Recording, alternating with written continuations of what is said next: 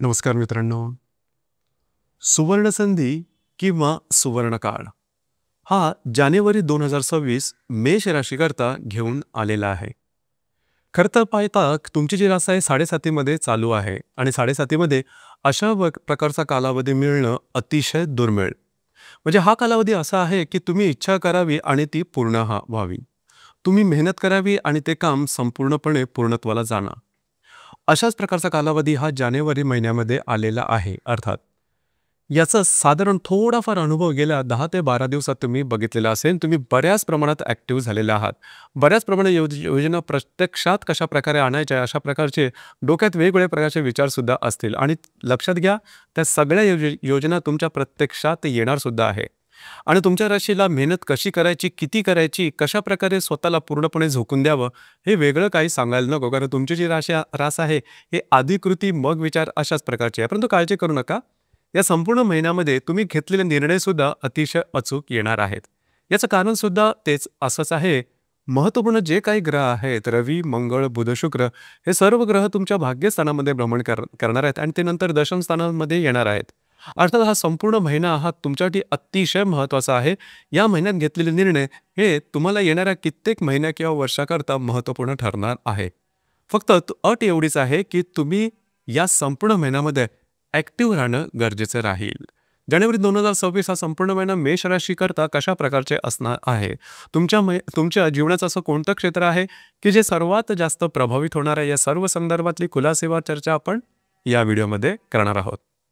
तर आपण सुरुवातीला चर्चा करू की तुमचे जे स्वास्थ्य आहे मानसिक किंवा शारीरिक हे नेमकं कशा प्रकारचं राहील. जसं की तुमच्या राशीचा स्वामी मंगळ हा तुमचा अष्टमेश सुद्धा आहे. हा तुमच्या भाग्यस्थानामध्ये भ्रमण करत आहे.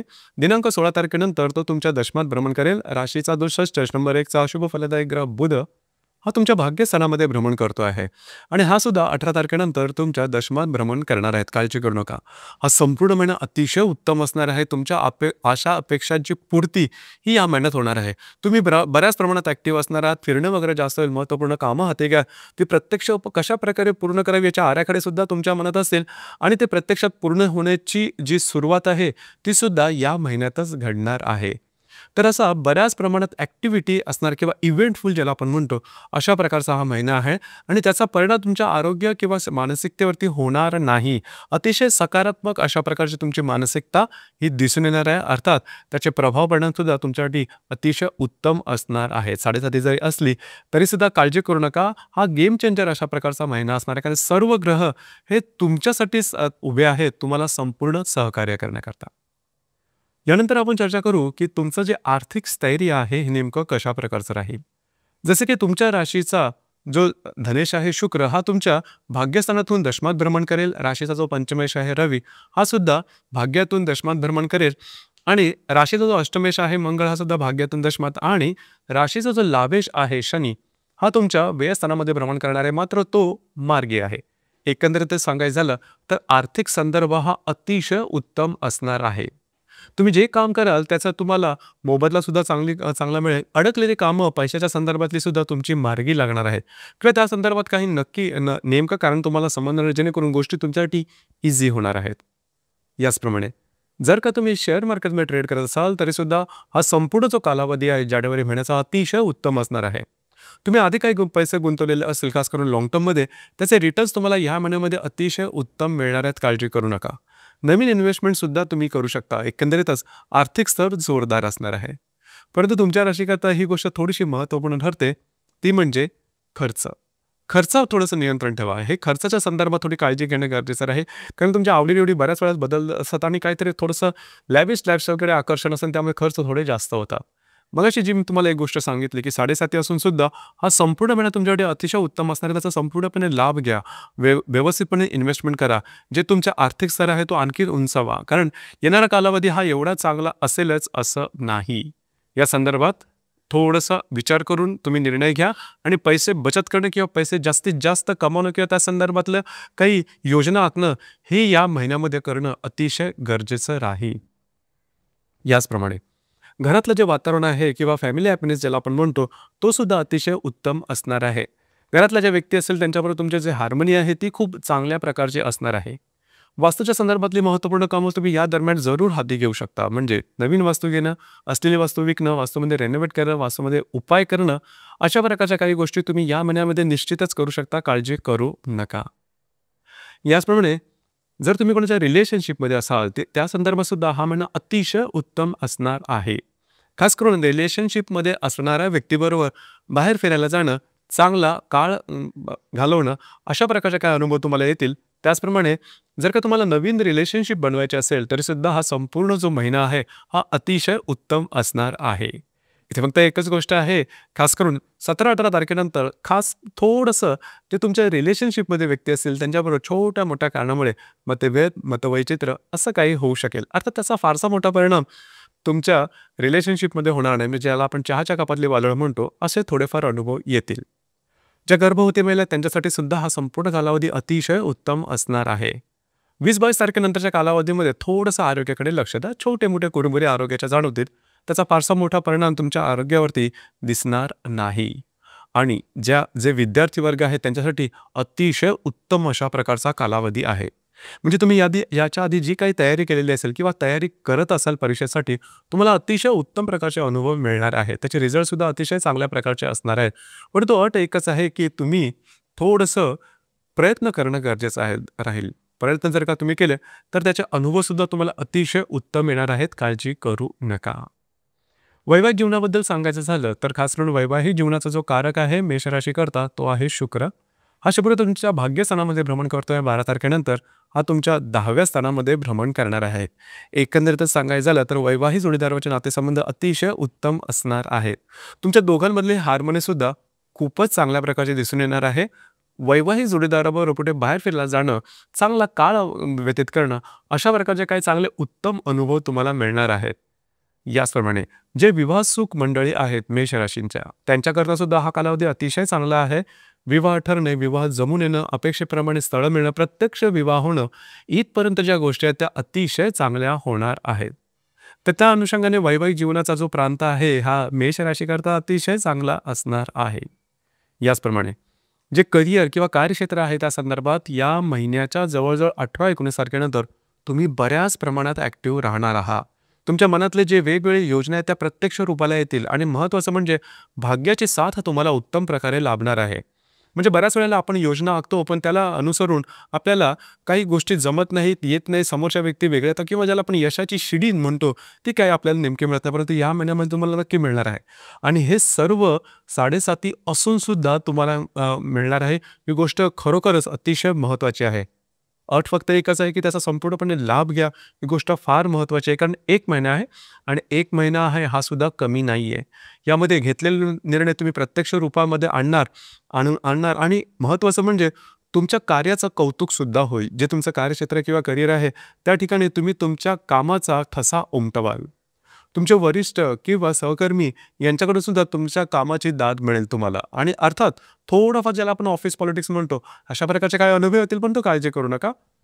तुम्ही तुमचा रस्ता मात्र अतिशय व्यवस्थितपणे ठरवा जेणेकरून त्याच्यावरती एक मार्गक्रमण करणं तुम्हाला सोपं जाईल कारण भाग्याची साथ तुम्हाला उत्तम प्रकारे लाभणार आहे. एकंदरीतच तुमच्या मनाप्रमाणे, तुमच्या अपेक्षेप्रमाणे, इच्छेप्रमाणे हा संपूर्ण जानेवारीचा महिना असणार आहे. त्याचा संपूर्णपणे लाभ घेणं सुद्धा तेवढंच गरजेचं राहील.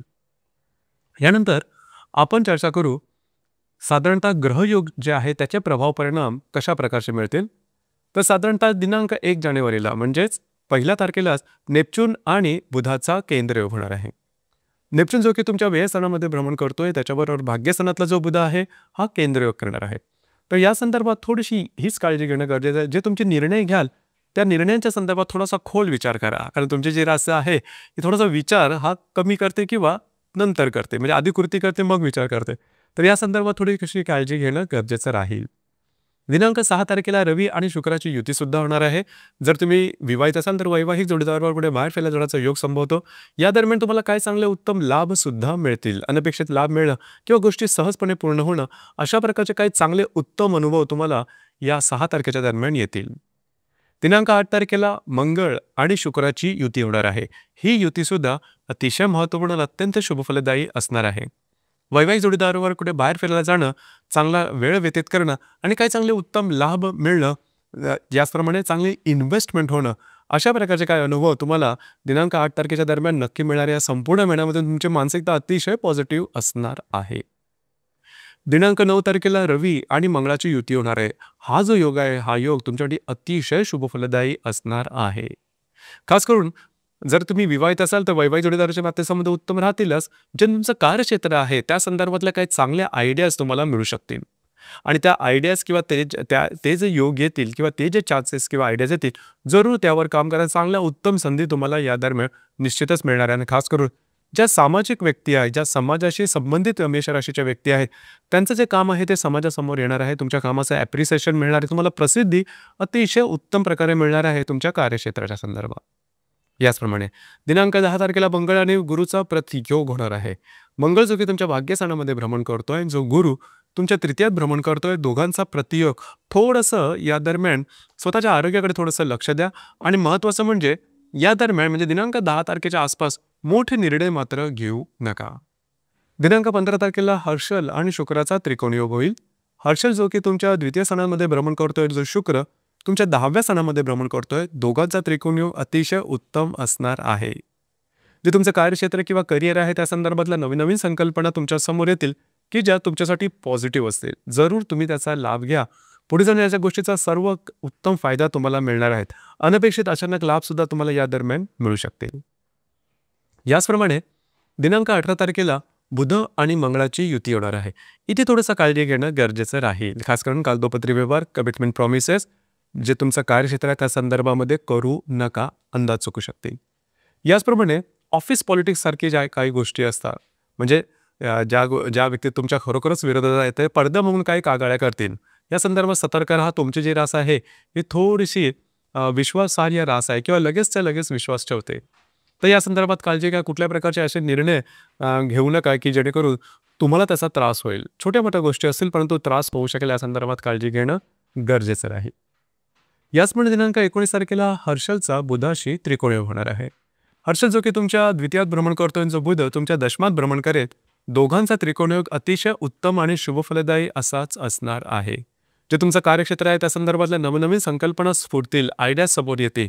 त्याचप्रमाणे मल्टिपल सोर्सेस ऑफ इन्कम अशा प्रकारचे सुद्धा काही संधी समोर येतील. जरूर त्याचा तुम्ही विचार करू शकता. आणि महत्त्वाचं म्हणजे काही चांगल्या संकल्पना स्फुरू शकतील, तुम्हाला उत्तम आठवतील. त्याच्यावरती जरूर काम करा. एकंदरीत त्याचा संपूर्ण चांगल्या प्रकारचा अनुभव हा तुम्हाला या महिन्यात निश्चितच मिळणार आहे. दिनांक 19 तारखेला 20 तारखेला सुद्धा हर्षल आणि मंगळाचा त्रिकोण योग होणार आहे. तुम्ही तुमच्या कार्यकर्तृत्वाने स्वतःचा ठसा उमटवाल. जे तुमचं कार्यक्षेत्र आहे ते त्या ठिकाणचे वरिष्ठ आणि सहकर्मी यांच्याकडून तुमच्या नावाचा जवळजवळ जय जयकार होईल.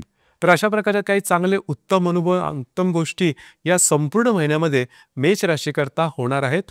तुम्ही त्याकरता तयार राहा, त्याकरता कार्यप्रवण राहा, जेणेकरून गोष्टी तुमच्यासाठी सोप्या होऊ शकते. याचप्रमाणे या महिन्याची जी पौर्णिमा आहे ती दिनांक 3 तारखेला आहे आणि जी अमावास्या आहे ही 18 तारखेला आहे.